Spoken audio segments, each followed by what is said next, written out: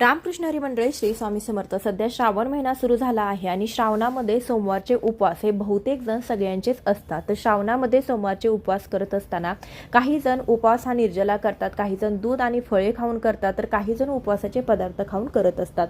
श्रावणी सोमवारचा उपवास करत असताना आपण त्यामध्ये दूध फळे खाऊन उपवास करू शकतो. या दिवशी तेल तिखट मीठ खाल्लं जात नाही. तुम्हाला जर शक्य असेल तर तुम्ही गोड साबुदाण्याची खिचडी खाऊ शकता. या उपवासाला वरीचे तांदूळ खाल्ले जात नाही.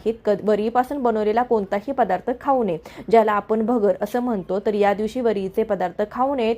भगर या दिवशी उपवासाला चालत नाही. या व्यतिरिक्त आपण उपवासामध्ये फणस, त्यानंतर चिंच, जांभूळ अशी फळे देखील खाऊ नये.